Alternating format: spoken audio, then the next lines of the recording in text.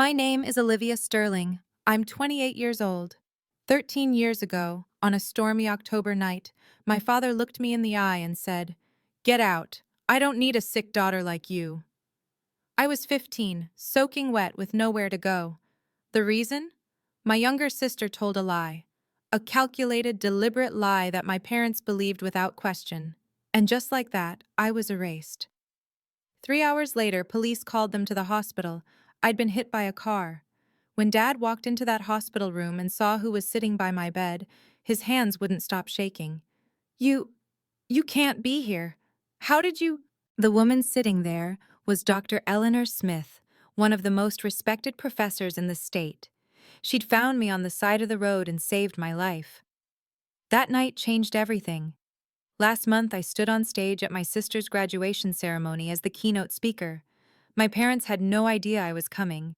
Before I tell you what happened when they saw me, please take a moment to like and subscribe, but only if you genuinely enjoy this story. Also, I'd love to know where you're watching from and what time it is there. Drop a comment below. Now, let me take you back to where it all started.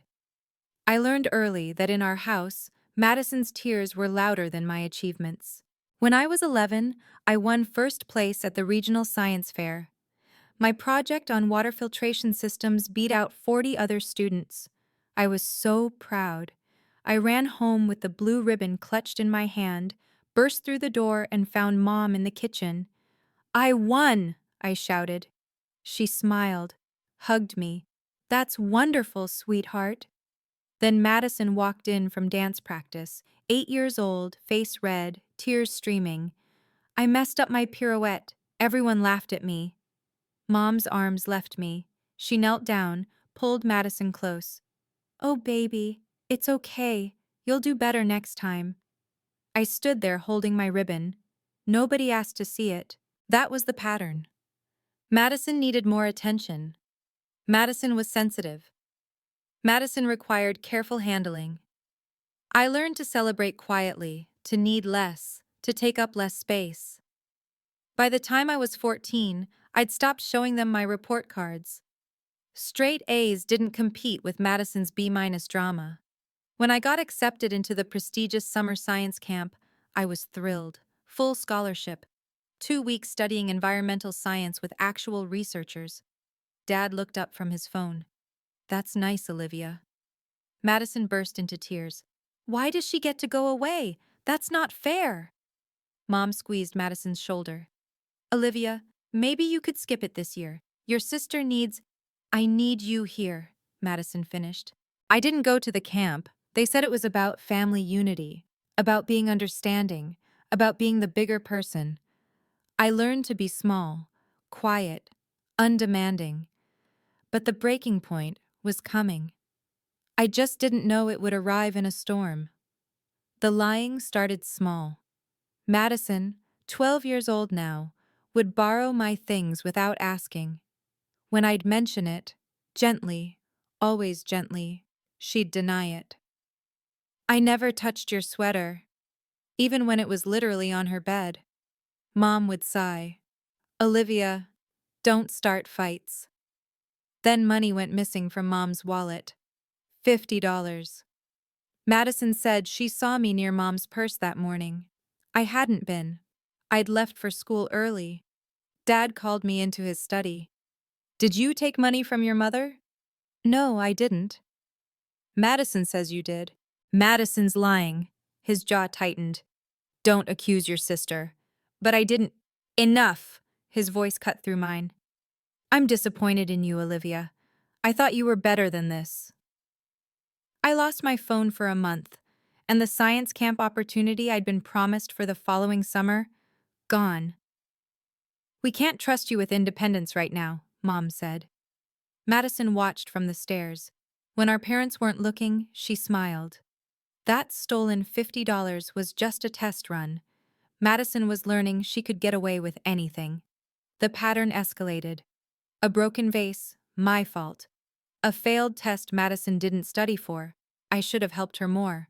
A rumor at school about Madison cheating on a quiz. I must have started. I stopped defending myself. What was the point? They believed her tears over my truth every single time. By 15, I felt like a ghost in my own house. Present but invisible. There unless they needed someone to blame. I started spending more time at the library, at school, anywhere but home. I told myself I just needed to survive until college. 2 more years. I could make it 2 more years. I was wrong. October. Junior year. Everything felt heavy that week. There was a boy at school named Jake. He was in my AP chemistry class. Nice guy. Terrible at balancing equations. He'd asked me for help a few times, and I'd stayed after class to explain stoichiometry. That was it. Just homework help. Madison had a crush on him. Massive, obsessive crush. She'd walk past my classroom just to see him. She'd practiced writing Madison Sterling Walker in her diary. I'd seen it once when I went to return her borrowed pen. On Tuesday, Jake caught me at my locker. "Hey, thanks for the help yesterday. You really saved me." I smiled. "No problem. Maybe we could study together sometime? For the midterm?" "Sure, library works." "Cool." He walked away.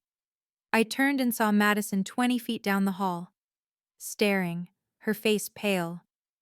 That night at dinner, she barely spoke, just pushed food around her plate.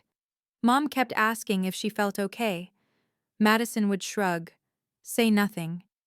I should have known silence from her was more dangerous than her tears. On Thursday, I had a visiting lecturer in my biology class, Dr. Eleanor Smith from the State University. She was talking about educational equity research. I stayed after to ask questions. She seemed impressed. "You have a curious mind," she said, handing me her card. "Don't let anyone dim that light." I smiled, thanked her, had no idea she would save my life a week later. That Friday, the storm warnings started. Big one coming, everyone was preparing, stocking up, battening down. Madison still wasn't talking to me, wouldn't even look at me. I remember thinking, at least I'll have the weekend to catch up on homework in peace. I had no idea what she was planning. Friday night. The rain started around 6. We ate dinner in near silence. The weather alert kept buzzing on Dad's phone. Wind advisories, flood warnings. Everyone was tense. Madison picked at her pasta. I could feel her watching me. When I glanced up, she'd look away. After dinner, I went to my room, started my English homework. Outside, the wind was picking up, rain hammering the windows. The kind of storm where you're grateful to be inside. Around 8, I heard crying downstairs. Madison, loud, heaving sobs. I froze, put down my pen, listened. Mom's voice, soothing. "Sweetheart, what's wrong? Talk to me." More crying. I waited. Maybe she'd twisted her ankle. Maybe she'd failed another test. Maybe... "Olivia!" Dad's voice, sharp, angry. "Get down here, now!" My stomach dropped. I walked downstairs slowly. Each step felt heavy. Madison was on the couch, face buried in Mom's shoulder. Mom was stroking her hair. Dad stood by the fireplace, arms crossed, face red. "What's going on?" I asked. Madison looked up, eyes swollen, tears streaming. She looked at me, and for just a second, less than a second, I saw something else behind those tears, something cold. Then it was gone. "Tell her what you told us," Dad said. His voice was ice. Madison's lip trembled. "Why do you hate me so much?" "What?" I stepped closer. "I don't hate you." "Then why—" She hiccuped, sobbed. "Why have you been spreading rumors about me at school?" My mind went blank. What rumors? About me and Jake? About me cheating on that quiz? About me being a liar? The floor tilted. "Madison, I never—" "Don't lie to her," Mom said quietly. "Just don't." I didn't know what she was talking about, but I was about to find out, and it would cost me everything. "I didn't spread any rumors," I said. My voice shook. "I don't know what you're talking about." Madison pulled out her phone, hands trembling. Then explain this. She showed Mom a screenshot, some group chat, messages I'd supposedly sent, vicious stuff about Madison, things I would never say. But there was my name, my profile picture. I didn't write those, I said. Someone's using my account. Stop. Dad's voice cracked like thunder. Just stop lying. I'm not. And Jake, Madison whispered. You knew I liked him. But you've been flirting with him, trying to make me look stupid. He asked me for help with chemistry. That's all. That's all? Madison's voice rose. You've been staying after class with him, meeting him at the library. He told his friend he thinks you're pretty. We're study partners. You tried to steal him from me. Madison was standing now. And last week you pushed me on the stairs. Look, she pulled up her sleeve, a bruise on her forearm, dark purple. I stared. I never touched you. You did, Mom. She did. I didn't want to say anything because I thought maybe she was just stressed, but Mom stood up, moved between us. Olivia, this is serious. If you hurt your sister, I didn't. Then how did she get that bruise? Dad demanded. I don't know. Maybe she did it herself. The words hung in the air. Madison's eyes went wide, fresh tears. You think I'd hurt myself? Just to frame you? Yes, I was shouting now, desperate. Yes, because you do this. You lie. You've been lying about me for years. Dad took a step toward me. Is this true, Olivia? You've been bullying your sister? Making her life miserable? No. God, no. Please just listen. I've heard enough. Enough! Dad's fist slammed on the mantel. I've heard enough of your excuses. They're not excuses. Please just let me explain. There's nothing to explain. Mom's voice was quiet, disappointed. I thought we raised you better than this. Madison sobbed into her hands, the perfect picture of a victim. I looked at her, really looked at her, and for a moment she looked back. And she wasn't crying anymore. Her eyes were dry, calculating. You're lying, I said, barely a whisper. I'm not, she said, and her voice didn't shake. You are. You made all of this up. Olivia, Mom started. She's lying. I turned to Dad. Please, you have to believe me. I would never hurt her. I would never spread rumors. She's doing this because she's jealous, because Jake doesn't like her, because... That's it. Dad's voice went cold, flat. I don't want to hear another word from you. You're sick. Something's wrong with you. The word hit like a slap. Sick. I'm not... You need help. Professional help. But right now... He pointed to the door. Right now, I need you out of my sight. The rain was pounding outside. Thunder shook the windows. Dad, it's storming. I don't care. Where am I supposed to go? That's not my problem. His face twisted. Get out. I don't need a sick daughter like you in this house. The words carved into me. Sick daughter, like I was diseased, broken, wrong. I looked at Mom, begging silently. Say something. Stop him. Tell him this is insane. She turned away, kept her arm around Madison. I grabbed my jacket from the hook. My hands were shaking so hard I could barely zip it. The door slammed behind me. Through the window, I could see Madison watching me leave. She wasn't crying anymore. She was smiling. The rain hit me like a wall, cold, angry. Within seconds, I was soaked through. I stood on the porch for a moment, waiting. Maybe Dad would come after me, apologize, say he'd overreacted. The door stayed closed. I started walking. Nowhere to go, just away. Away from that house, away from Madison's lies, away from parents who believed I was sick. My phone buzzed. Low battery, 8%. I pulled it out, tried calling my friend Sarah. No answer. Jessica, straight to voicemail. It was Friday night. Everyone was home with their families. Safe, dry, not me. The wind whipped my hair into my face. Rain came down in sheets. I could barely see 10 feet ahead. Cars drove past, spraying water from puddles. No one stopped. I headed toward the library. Maybe I could wait out the storm there. It was closed. Dark windows, locked doors. The bus station was 2 miles away. If I could make it there, I could sit inside, stay warm, figure out what to do. I walked. Every step was heavy.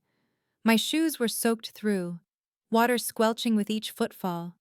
My jacket clung to my skin. I was so cold my teeth chattered. Thunder cracked overhead. Lightning split the sky. I thought about turning back, knocking on the door, begging to come home. But the look on Dad's face, the disgust, I couldn't unsee it. Sick daughter. Maybe he was right. Maybe something was wrong with me. Why else would my own family choose Madison over me every single time? The bus station was still a mile away. The rain got heavier, the wind stronger. I didn't see the headlights until it was almost too late. I was crossing at an intersection. The light was green, I'm sure it was green, but the rain was coming down so hard and the wind was howling and I couldn't see clearly. The car came out of nowhere.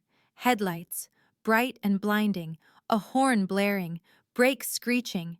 I tried to jump back, wasn't fast enough. The impact threw me sideways. I felt my body hit the hood. Then the pavement, hard. My head cracked against the asphalt. Pain exploded through my skull, white-hot and all-consuming. I couldn't move, couldn't breathe. Rain poured into my mouth, my eyes. Everything was sideways, wrong. I heard a car door slam, footsteps running, splashing through water.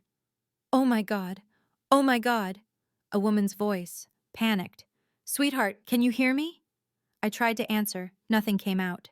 Don't move, just stay still. I'm calling 911. Her hands were on my shoulder, gentle. Stay with me, okay? What's your name? I blinked, tried to focus. Her face was blurry, dark hair, rain streaming down her cheeks. She looked familiar. Had I seen her before? My parents, I managed. My voice was barely a whisper. Your parents. Okay. What's their number? I'll call them. They don't... I coughed, tasted blood. They don't want me. Her face changed. What? They kicked me out. The words felt heavy. Said I'm sick. Don't want me anymore. She stared at me. Rain pouring down between us. I saw something shift in her expression. Recognition, maybe. Or horror. You're going to be okay, she said. But her voice shook. I promise. You're going to be okay. Sirens in the distance, getting closer. The woman's face was the last thing I saw before everything went black. I don't remember the ambulance. Don't remember arriving at the hospital. My first clear memory is sound. Beeping machines, fluorescent lights buzzing, the smell of antiseptic. And a voice. The woman from the accident. She has a severe concussion, possible internal bleeding. You need to keep her for observation. I tried to open my eyes, too heavy. Everything hurt. I'm staying. That same voice, firm now, not panicked anymore. I'm not leaving her alone. Ma'am, are you family? I'm the one who hit her with my car. I'm staying until her parents arrive. Time passed. I drifted in and out. Voices came and went. At some point I heard new voices, familiar ones. We're Olivia Sterling's parents. Dad. He sounded strained. Mr. and Mrs. Sterling. The woman's voice again, cold now, professional. I'm Dr. Eleanor Smith. A pause, recognition clicking. You're a professor at the State University, Mom said. I am. Dean of Graduate Studies, actually. Her tone could cut glass. I'm the one who hit your daughter with my car tonight. It was an accident, Dad said quickly. We don't blame... She ran across the road in the middle of a storm. She was soaking wet. Alone. At night. Dr. Smith's voice rose. She was 15 years old. Why was she out there? Silence. Mr. Sterling? I asked you a question. We had a family situation, a discipline issue. A discipline issue. Dr. Smith repeated the words slowly. What kind of discipline issue involves putting a child out in a storm? We didn't. It wasn't like that. Then what was it like? Because your daughter told me something before she lost consciousness. She said her parents didn't want her anymore. She said you told her she was sick. More silence. You're lying. Madison's voice. Small, scared. Olivia's making that up. She was barely conscious. She wasn't making anything up. I heard footsteps, someone walking away from my bed. Dr. Smith's voice, further now. I need to speak with a social worker. Now. That won't be necessary. Dad's voice, trying to sound authoritative, failing. We're her parents. We'll handle this from here. With all due respect, sir, you've handled it enough. This is a private family matter. The moment you sent a minor out in a storm, it stopped being private. Dr. Smith's footsteps came back. I felt her hand on mine, warm, protective. I'm not leaving until I know she's safe. A different voice now. A police officer.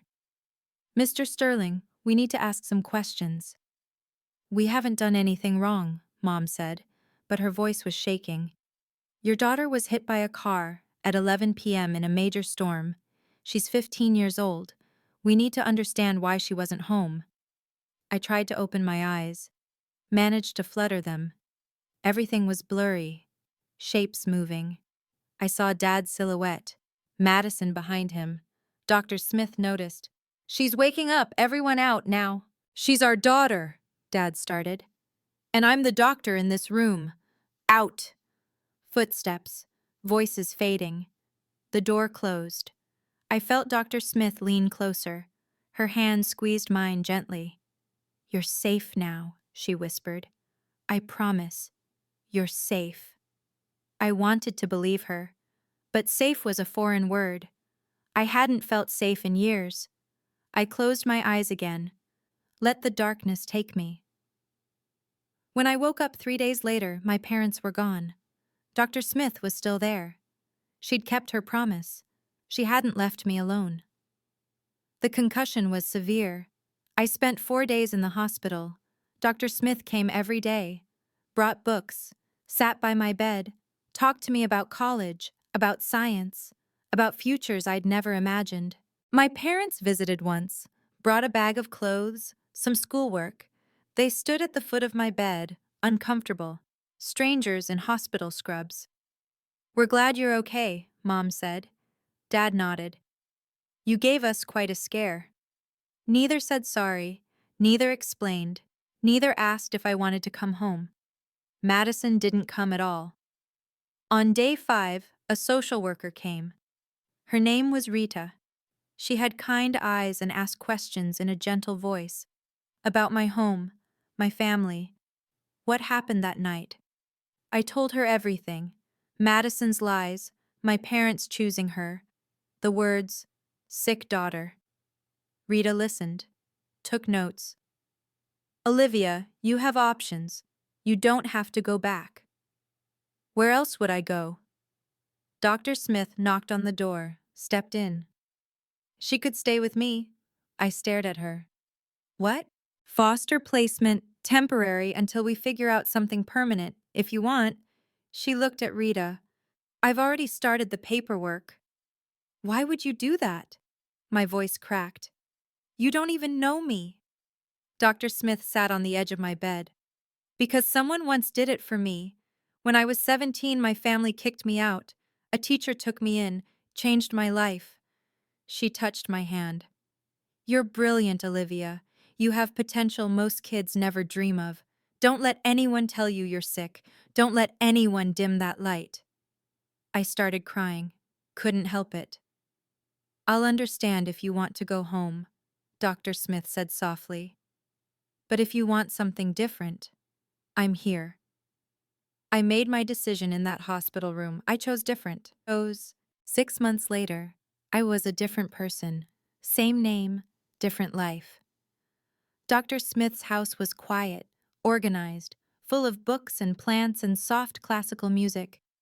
She gave me the guest room, said I could decorate however I wanted. I transferred schools, started fresh. No one knew about Madison, about my parents, about being the sick daughter. I was just Olivia, smart, focused, finally free to breathe. Dr. Smith, Eleanor, she insisted I call her, exposed me to a world I'd never seen. University lectures, research symposiums, dinners with professors discussing policy and equity and change. Education is freedom, she'd say. Knowledge is power. No one can take that from you. I threw myself into school. Straight A's weren't just grades anymore. They were proof.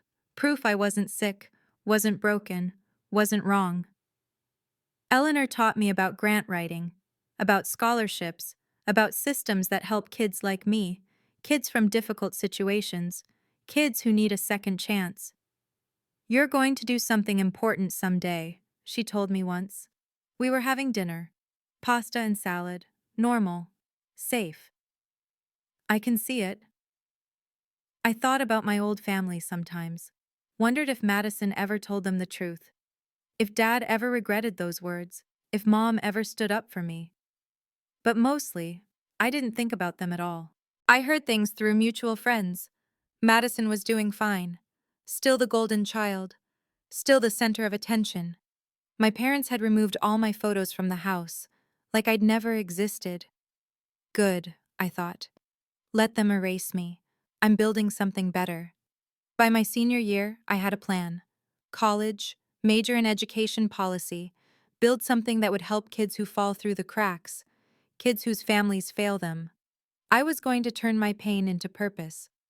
College was a blur of study sessions and late nights and slowly learning to trust again. I got a full scholarship to a prestigious university. Eleanor's recommendation letter was glowing.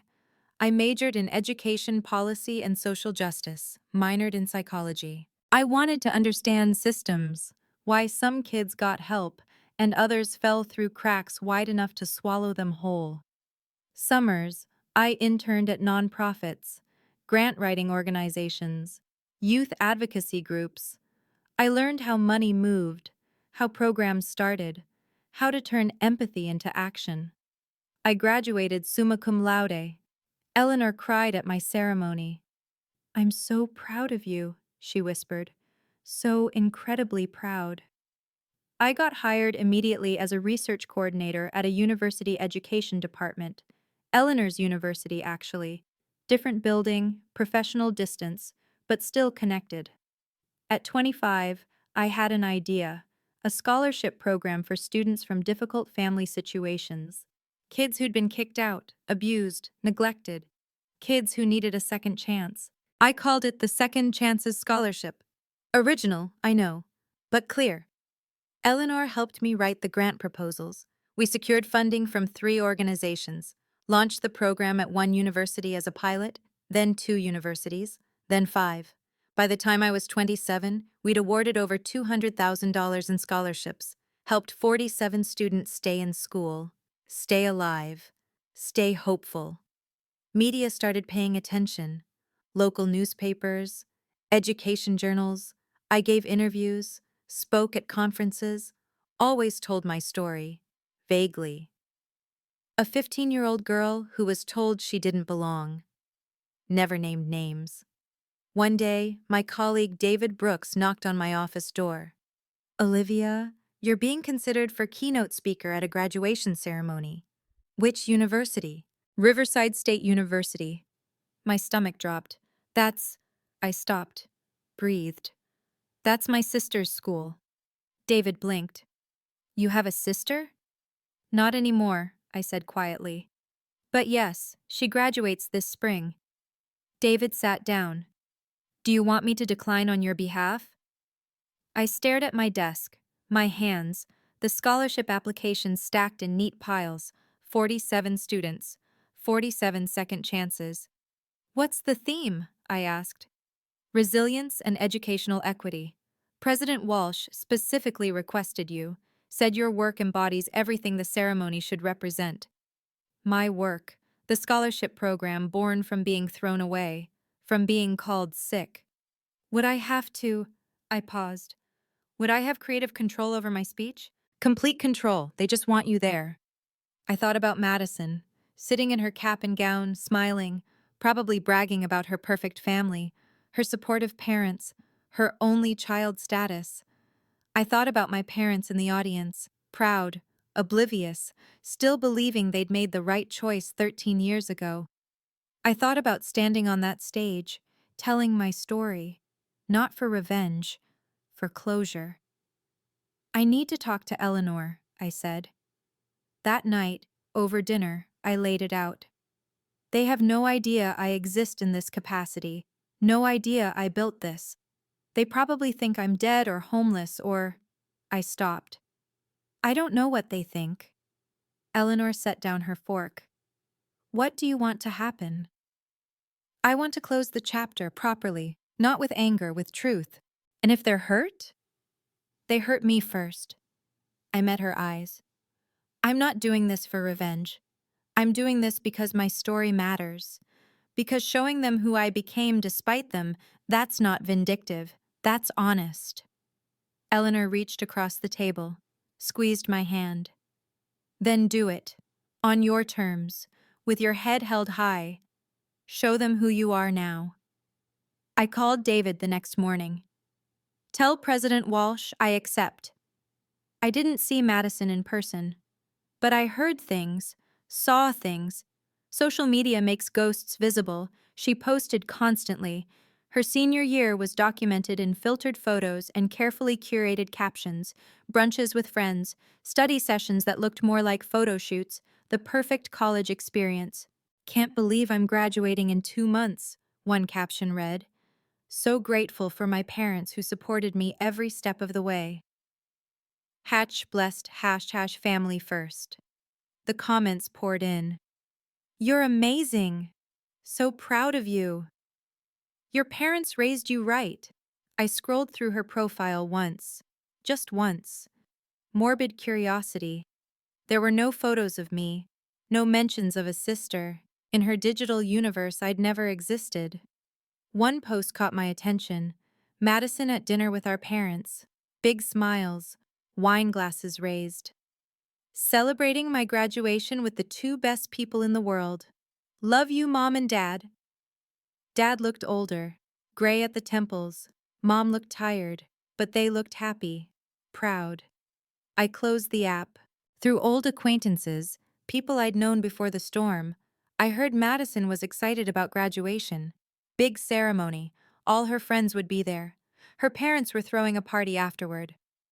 The keynote speaker is supposed to be really good, one friend posted in a group chat I was still accidentally part of. Some researcher who started a scholarship program.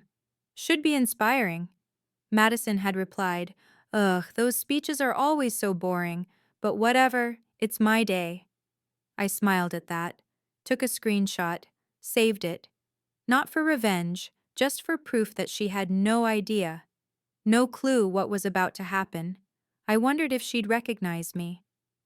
13 years was a long time. I'd changed, grown up, become someone else entirely. Guess we'd find out. I wrote my speech over 2 weeks, drafted, revised, cut, added, read it aloud to Eleanor a dozen times. Don't mention names, Eleanor advised. Tell the story, let people connect the dots themselves. The speech opened with statistics, educational inequity, students who fall through systemic cracks. Then it shifted personal. At 15, I was told I didn't belong, that something was wrong with me, that I was too broken to keep. I practiced in front of the mirror, watched my face stay calm, composed, professional. But someone saw potential instead of problems. Someone gave me a second chance. And that changed everything. No tears, no anger, just facts, just truth. David arranged everything, parking, credentials, my name in the program. Olivia Sterling, director of Second Chance's scholarship program. The night before I couldn't sleep, lay in bed staring at the ceiling, thinking about Madison, about Dad's voice saying sick daughter, about Mom turning away. Was I doing this for the right reasons? Eleanor knocked softly, came in with tea, sat on the edge of my bed like she had 100 times before. Second thoughts? She asked. Just thoughts. You're not the girl they threw away, Olivia. You're the woman who built herself back up. Remember that tomorrow. I sipped the tea. Chamomile, honey. Will you be there? Front row. Always. Morning came too fast. I dressed carefully. Navy suit. Professional but not stuffy. Eleanor's grandmother's pearl necklace. She'd insisted I borrow it. In the mirror, I looked confident. Successful. Nothing like the soaked 15-year-old who'd been told she was sick. I was ready. The campus was beautiful. Old brick buildings, manicured lawns, students in caps and gowns everywhere, families taking photos, laughter, excitement. The air buzzed with possibility. I arrived early, met President Walsh in his office. He was warm, effusive. Ms. Sterling, we're honored to have you. Your work is extraordinary. Thank you, sir. The students will be inspired, I'm sure of it. David walked me to the auditorium. Backstage was controlled chaos. Faculty adjusting robes, staff checking microphones, graduates peeking through curtains at the filling seats. I looked at the program, scanned the graduate names. There, row 3. Madison Sterling, Bachelor of Arts Communications. My heart kicked against my ribs. You okay? David asked. Yes. I folded the program. Just ready.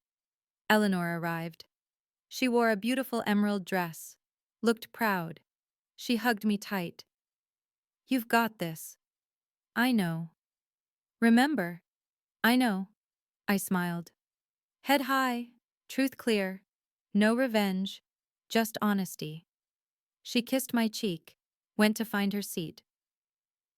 The auditorium was filling. I could hear the murmur of voices. Hundreds of people, families, friends, all here to celebrate their graduates. Somewhere out there, my parents were sitting down, probably in the middle section. Good view, excited for Madison's big moment. They had no idea who the keynote speaker was. David had confirmed. The program listed my name, but buried in small print. Most people didn't read speaker bios carefully. They'd find out soon enough. President Walsh touched my shoulder. 5 minutes. You're on after the opening remarks. I nodded, breathed, smoothed my suit. From the wings I could see the stage, the podium, the microphone, hundreds of faces beyond the lights. It was time. Wait. Before I tell you what happened when I stepped on that stage, I need to ask, have you ever been in a situation where your family doubted you, but you proved them wrong? Drop a yes or no in the comments.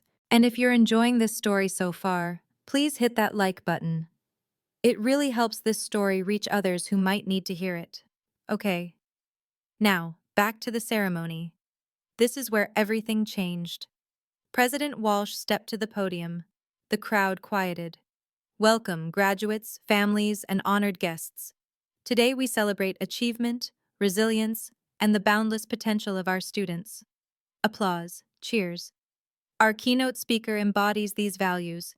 She's dedicated her career to ensuring that every student, regardless of circumstance, has access to opportunity. Please welcome the director of the Second Chances Scholarship Program, Ms. Olivia Sterling. The auditorium erupted in polite applause. I stepped into the light. The stage was massive, podium centered, microphone waiting. Beyond the front row, faces blurred into a sea of caps and gowns. I walked with measured steps, confident, calm. My heels clicked against the stage floor. And then I saw them. Row 3, Madison, cap and gown, honor cords around her neck. She was clapping, smiling, turned halfway to whisper something to the girl beside her. Then she looked up, saw me. Her hands froze mid-clap. Her smile faltered. Confusion crossed her face. Then recognition, then shock. Her mouth opened slightly. No sound came out. Behind her, row 8, Mom and Dad, still clapping, not looking closely yet, just polite audience members applauding a speaker whose name they hadn't registered. I reached the podium, adjusted the microphone, looked out over the crowd. Madison's face was pale, staring. Her friend nudged her. "You okay?" Eleanor sat front row, stage right. She nodded once, small, encouraging.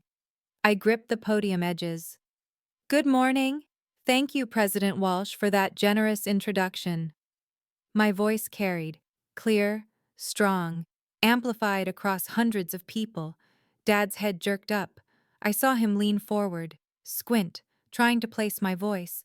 Mom's hand went to her chest. I smiled, professional, warm. "It's an honor to be here today. Today, I want to talk about resilience, about what happens when you lose everything and find yourself anyway." The audience was quiet now, attentive. "Let me tell you about a 15-year-old girl." I kept my voice steady, conversational. She was told she didn't belong, that something was fundamentally wrong with her, that she was too broken to keep. Mom's hand gripped Dad's arm. I could see it even from the stage. One night, in the middle of a storm, she was put out, told to leave, told she wasn't wanted anymore. Whispers rippled through the crowd, uncomfortable shifting. She wandered alone in that storm for hours. No phone, no money, no place to go. She was hit by a car, nearly died. Madison had gone completely still, frozen. Her face was white.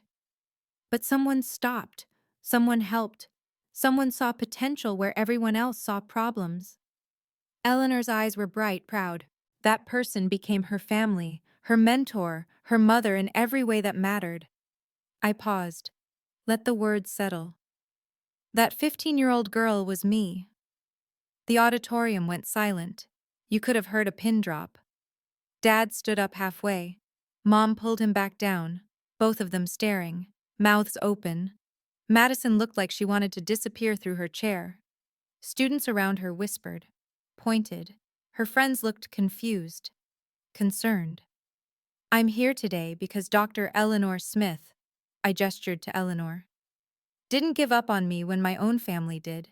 She taught me that rejection isn't the end. It's a beginning."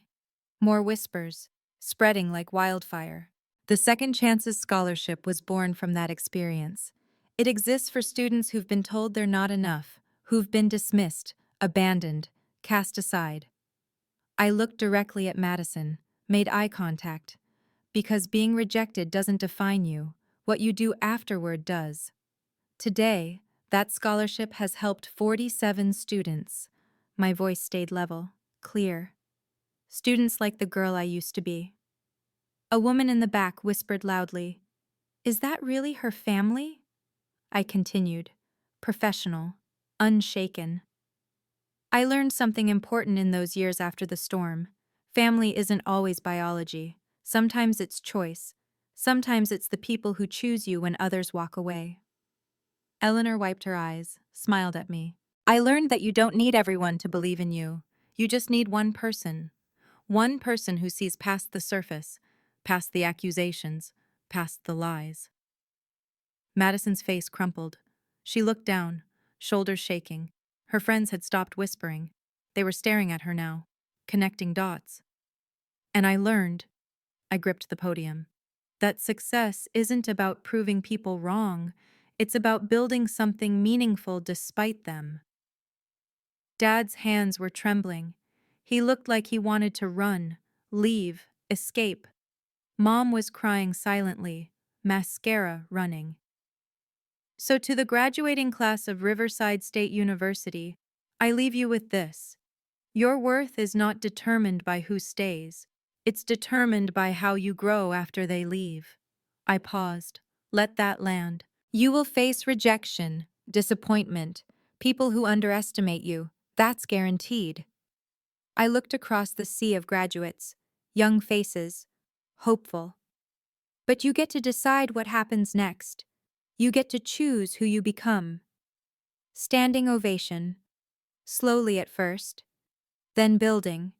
Students standing. faculty, families, not everyone. Dad stayed seated, pale, hands over his face. Mom stood mechanically, clapping weakly, tears streaming. Madison didn't move, sat frozen, staring at her lap. I stepped back from the podium. President Walsh was beaming. "Thank you, Ms. Sterling. That was powerful." I walked off stage, back into the wings, and I breathed. The ceremony continued. President Walsh returned to the podium, started calling names. I stayed backstage, watched through the gap in the curtains. The energy had shifted. Students walked across stage to receive diplomas, but the applause was distracted, uneven. People were still processing my speech, talking, pointing, checking their phones. Madison Sterling, Bachelor of Arts, Communications. Madison stood, walked to the stage. Her smile was tight, forced. Her hands shook as she accepted the diploma. The applause was thin, scattered. Some people clapped enthusiastically, her close friends probably, but others didn't clap at all, just watched, whispered. She walked off stage quickly, disappeared into the crowd of graduates. I saw her friends huddled around her, talking urgently. Madison shaking her head, trying to explain something, failing. Dad and Mom sat rigid, not talking, not moving, just staring straight ahead. After all the names were called, President Walsh closed the ceremony. "Congratulations to the class of 2026. Caps flew. Cheers erupted. Families rushed forward. I slipped out a side door, met Eleanor in the reception area outside the auditorium. "You did it," she said, hugged me tight. "I did." "How do you feel?" I thought about it. "Free?" David appeared. "Olivia, that was... wow." He looked flustered. "I had no idea. Your family? Are you okay?" "I'm fine. They're asking to see you." "Who?" "Your parents. They're at the side entrance. They want to talk." My stomach tightened. "Do I have to?" David shook his head. "Absolutely not. I can have security. No." I straightened. "I'll talk to them, on my terms, 5 minutes. That's it." Eleanor squeezed my hand. "I'll be right here." I walked toward the side entrance, toward the family I'd left behind 13 years ago. They stood by a pillar. Dad's face was gray. Mom's makeup smeared. Madison hovered behind them, eyes red. I stopped 3 feet away. Professional distance. "You wanted to talk?" Dad's mouth opened, closed. "Olivia, we didn't know you'd be here." "I'm sure you didn't. You look..." Mom's voice broke. "You look well." "I am well. Dr. Smith made sure of that." Eleanor had followed me, stood slightly behind, protective. Dad's eyes flicked to her, then away. "We owe you an apology." "You owe me a lot more than that." My voice was calm, level. "But an apology is a start." "We made a mistake," Mom said. "A terrible mistake. We should have listened. You should have protected me. That's what parents do. They protect their children." I kept my hands at my sides, didn't cross my arms, didn't close off. "You chose Madison's lie over my truth. You called me sick, threw me out in a storm." Madison flinched, tears rolling down her face. "We were wrong," Dad said, his voice cracked. "I was wrong. I've got Olivia. I've regretted that night every day for 13 years. "Good." The word hung there, sharp. "Can we talk?" Mom reached toward me. "Privately? As a family?" "We're not a family." I said it gently, not cruel, just factual. "You made that clear 13 years ago." "But we can fix it," Dad said desperately. We want to fix it. Please." "There's nothing to fix. You made your choice. I made mine. We're done." "Olivia," Madison's voice, quiet, broken. "I'm sorry. I was 12. I was stupid. I didn't know." "You were old enough to know what you were doing." David appeared with a folder. Olivia, these are the scholarship applications for next semester. President Walsh wanted you to have them before you left. He handed me the folder. Official university letterhead, my name, my title, photos of scholarship recipients, testimonials. Dad's eyes fixed on it. You really did all this? Yes, despite everything. Mom took the folder gently, opened it, read. Her face crumpled. 200 students? 47 so far, but we're expanding. You're a director? Senior director, as of last month. I took the folder back. I work with 5 universities. We've granted over $200,000 in scholarships to students from difficult situations. President Walsh joined us, oblivious to the tension. Ms. Sterling, that was the best keynote we've had in years. The students are still talking about it. Thank you, President Walsh. He turned to my parents. Are you Olivia's family? You must be so proud. Silence. They are, Eleanor said smoothly. Aren't you, Mr. Sterling? Dad's jaw worked. Yes, very proud. President Walsh beamed. Ms. Sterling is one of our most valued partners. Her program has changed lives, literally saved some of these kids. He shook my hand, walked away. Dad stared at me, really looked. We had no idea. You never asked. I kept my voice soft, not angry, just tired. You erased me, pretended I never existed. Why would you know? I tried to find you, Mom whispered. After the hospital, you disappeared. I changed my name legally, made it harder. I met her eyes. I needed you to not find me. I needed space to heal. Did you? Dad asked. Heal? Yes, no thanks to you. Madison's friends approached. 3 of them, looking uncomfortable. Madison? One girl touched her arm. Is that true? Is she really your sister? Madison nodded, couldn't speak. You said you were an only child. I know, You told everyone your sister died. Another friend's voice was cold. Last year, you said she died in a car accident when you were 12. My eyebrows rose. You told them I was dead? Madison's face flushed. I didn't. It was easier than explaining. Explaining what? The first friend demanded. That your family kicked her out? That you lied about her? It wasn't like that. Then what was it like? The third friend looked at me. I'm sorry. I'm so sorry this happened to you. Thank you, I said quietly. They walked away. Madison stood there, alone, watching them leave. Madison, Mom started. Don't. Madison's voice was sharp. Just don't. She looked at me, really looked. I wanted to tell them, so many times. I wanted to tell everyone the truth, but I was scared. Scared of what? That they'd hate me. That everyone would hate me. She wiped her eyes. They were right to. I deserve it. Madison. I stepped closer. I don't hate you. I forgive you. For my own peace, not yours. But I don't want a relationship. I need you to respect that. Can't we just... No. Firm. Clear.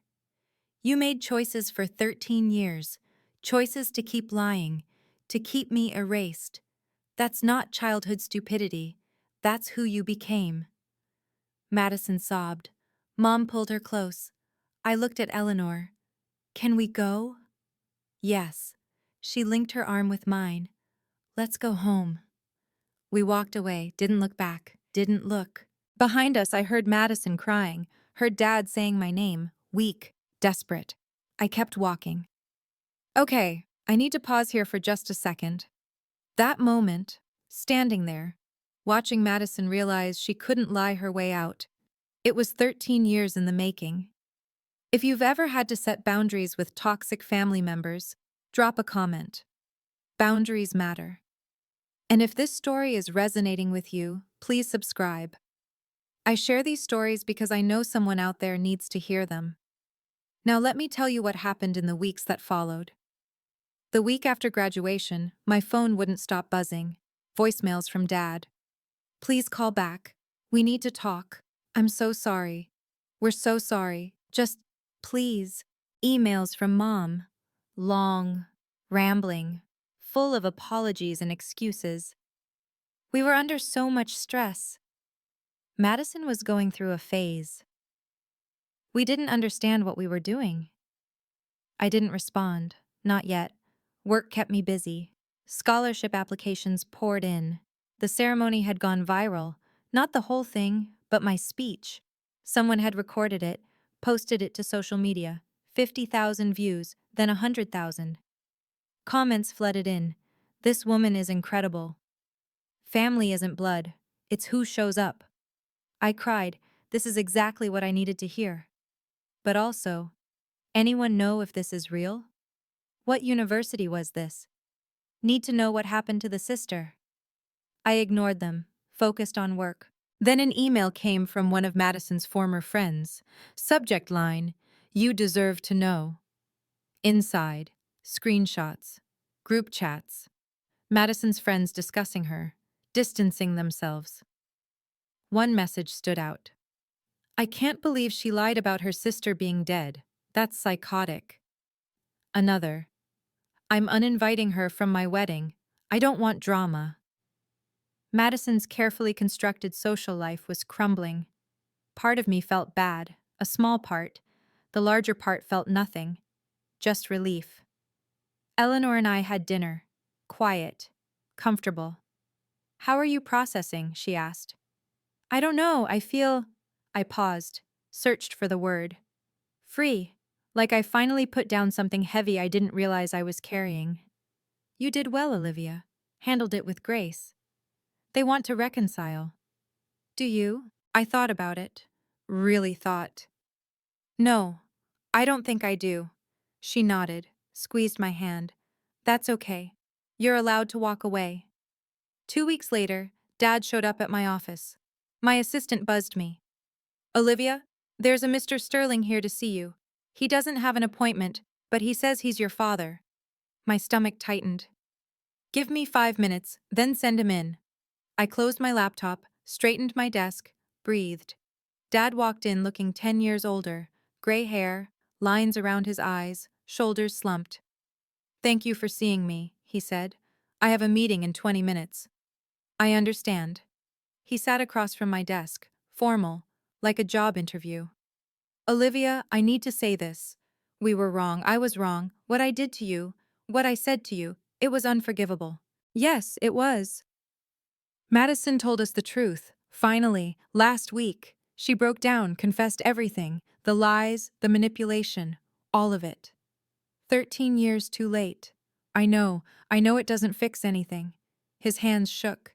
He clasped them together. "But I need you to understand. We've been living with this guilt. Every day, every single day. We look at that empty room, the photos we took down, and we know we destroyed something we can never get back." "You're right. You can't. Can you forgive us?" I leaned back, considered. "Forgiveness isn't the issue, Dad. Trust is, and that's broken, shattered. You believed Madison's lies over my truth. You called me sick. You threw me out in a storm. I know. You don't know." My voice stayed calm, quiet. "You don't know what it's like to be 15 and homeless in a storm. To be told by your own father that you're too broken to love. You'll never know." Tears rolled down his face. "What can I do? Tell me what I can do." "Nothing. There's nothing you can do. It's too late." 3 days later, an email arrived. Subject: "I'm sorry." From Madison. I almost deleted it, finger hovering over the trash icon, but curiosity won. "Olivia, I know you don't want to hear from me. I know I don't deserve your attention, but I need to say this. I was jealous, so jealous of you. You were smart and capable and people liked you without you even trying. I had to work for every bit of attention I got. And it still wasn't enough. You were always better. When Jake liked you instead of me, I snapped. I planned the whole thing, the screenshots, the bruise, everything. I knew Mom and Dad would believe me. They always did. I didn't think it would go that far. I didn't think Dad would actually throw you out. When I saw you walking into the storm, I felt sick, but I couldn't take it back. I was too scared, too proud. I've spent 13 years lying, to everyone, to myself. I told people you died because it was easier than admitting what I did. I destroyed your life, I know that, and I destroyed my own too. I have no real friends now. Nobody trusts me. I lost my job offer because someone from graduation told HR about my family situation. I'm not asking for forgiveness. I don't deserve it. I'm just asking you to know. I'm sorry. I'm so sorry. Madison. I read it twice. Saved it. Didn't respond. 4 days later, she sent another. Then another. Each one more desperate. More broken. After the fifth email, I replied. Short. Final. Madison, I accept that you were young, but you had 13 years to correct it. You chose to keep me erased. I forgive you for my own peace, but I don't want contact. Please respect that. She stopped emailing. My speech went more viral than I'd expected. A local news station reached out, wanted to interview me about the scholarship program. I agreed, but only if we focused on the students, not my personal story. The segment aired. Local researchers' Second Chances program helps students in crisis. They interviewed 3 scholarship recipients. One girl said, "This program saved my life. Literally, I was about to drop out. Ms. Sterling's team gave me hope." Applications tripled. Funding requests poured in. 3 more universities wanted to partner. Education journals called. Would you write about your methodology? A national conference invited me to speak. Equity in education, closing the gap. David knocked on my office door. You're famous now. How does it feel? Weird. I just wanted to help some kids. You're doing more than that. You're changing systems. The State Board of Education sent a commendation, recognition for outstanding contribution to educational equity. And through it all, I saw the ripple effects. Madison's social media went quiet. No more posts. Her accounts eventually went private. Dad sent one final email. We're proud of you, even if we have no right to be. I didn't respond. Mom tried calling once. I didn't answer. Old family friends reached out on LinkedIn. Awkward messages. Heard about your work. So impressive. Maybe we could catch up? I declined politely. Meanwhile, Eleanor was accepted as a keynote speaker at a national conference. Come with me, she said, as my guest and colleague. I'd love to. We flew to Chicago, presented together, stayed in a nice hotel, talked about everything except my biological family. You've built a good life, Eleanor said over dinner. You should be proud. I am, because of you. No, she shook her head. Because of you. I just gave you a chance. You did the rest. 1 year after Madison's graduation, my life looked completely different. The Second Chances Scholarship was now in 10 universities. We'd helped 83 students stay in school, stay alive, stay hopeful. I was promoted to senior director, got a corner office, a raise, recognition from people whose names I'd only read in textbooks. I dated someone, a kind man named Marcus who worked in public policy. It didn't work out, but it ended amicably. I was learning that not all endings had to be painful. Eleanor turned 60.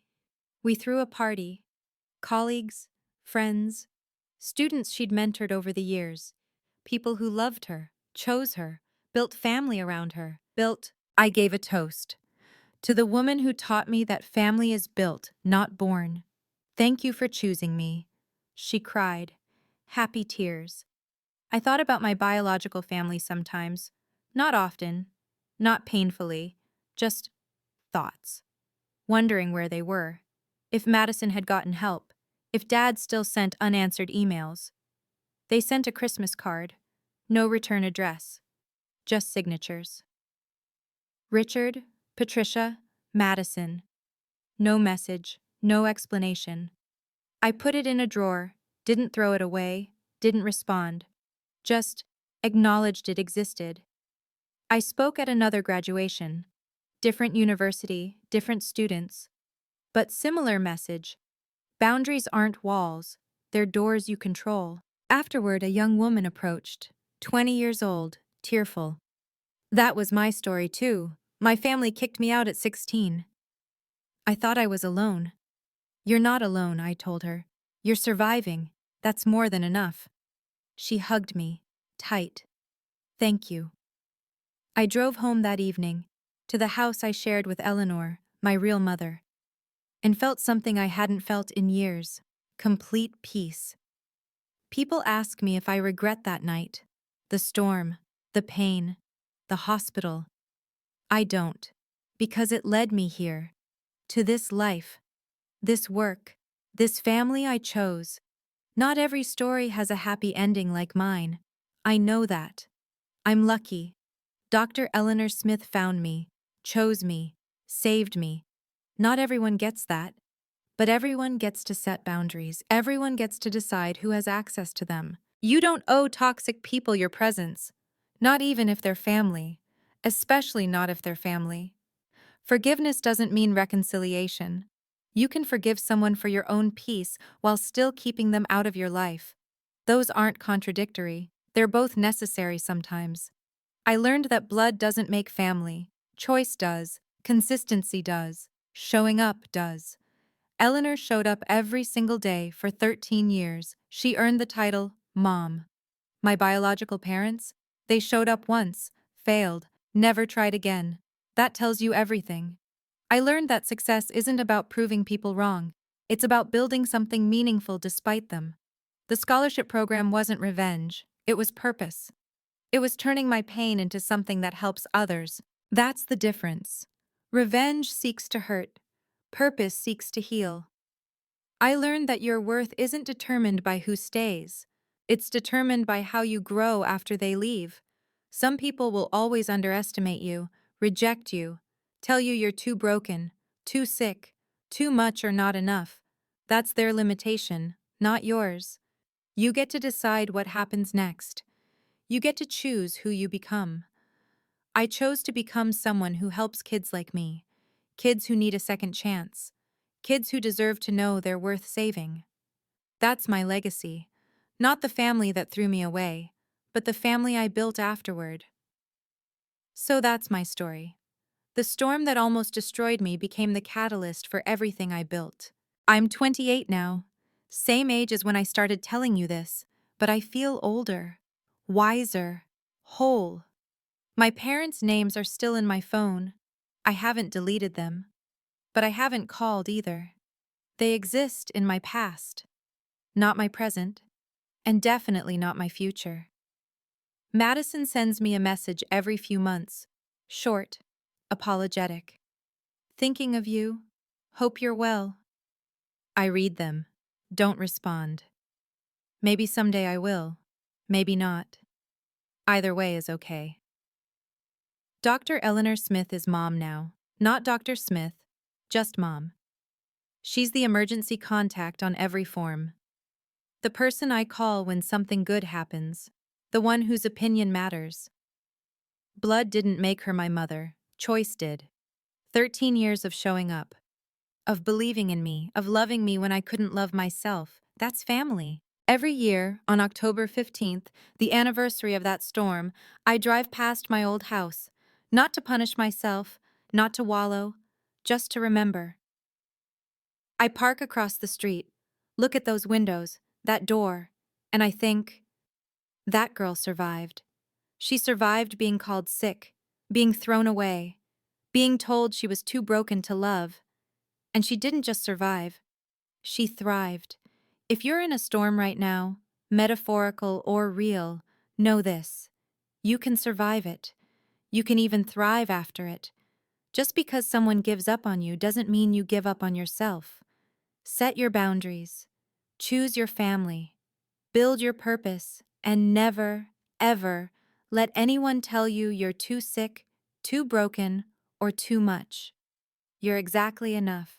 Thank you for listening. You matter. Thank you so much for staying with me until the end.